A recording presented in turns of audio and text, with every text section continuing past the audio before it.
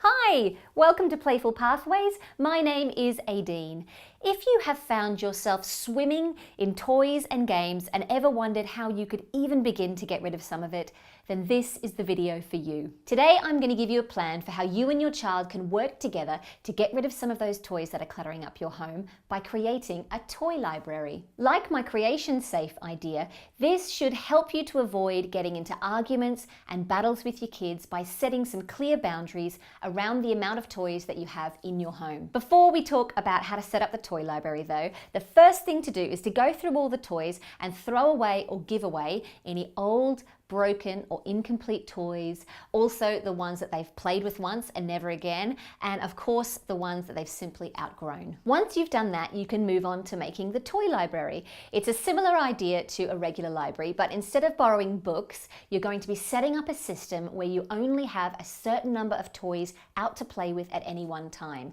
These can then be swapped out at regular intervals with another supply of toys that you keep in storage. When you're thinking about where to begin, start practically. How much space do you actually have in your living room or your playroom for keeping toys? Perhaps it's just a chest or a set of shelves or some cupboards. Whatever it is, think about what you can comfortably maintain without getting stressed or frustrated. If you can't close the cupboard doors, then there's too much stuff. And once you've worked that out, let your kids know that from then on, they can only have out to play whatever fits into that space. You're then going to put the rest of the toys, books and games into storage boxes and out of sight. And don't forget to think carefully about the amount of space that you have for keeping toys in the storage place. If that too is overflowing, then it's probably time to give away or throw away even more toys. Then after a period of time, perhaps a couple of weeks or a couple of months, you can swap out some of the toys.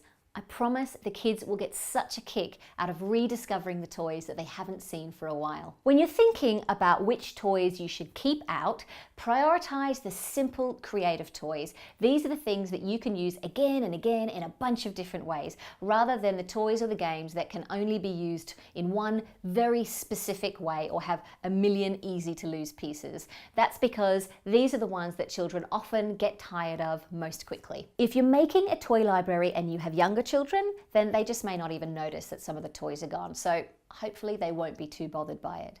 But if you've got older children, it's a good idea to involve them in the process. Make it into a sort of puzzle that you both have to solve together. This will help them to take some ownership and responsibility and pride in the outcome, and it will also reduce the chances of a mutiny. It might take time to go through this process of reducing toys, especially as your children will probably feel quite emotionally attached to some of it.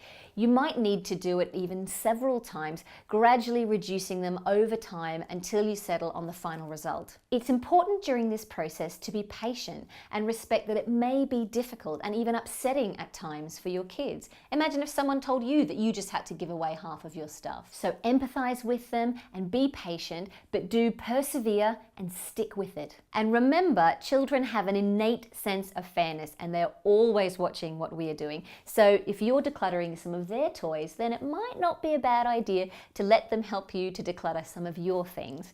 Doing this together will really help you to build empathy and respect for each other. Now, if you want to see how I help children learn to accept the limitations of space when I'm working as a play therapist, then have a look at my Creation Safe video. You can even watch this with your child to help them understand how the whole process works. I really hope that you find these tips useful, and if you do, then drop me a note in the comments below.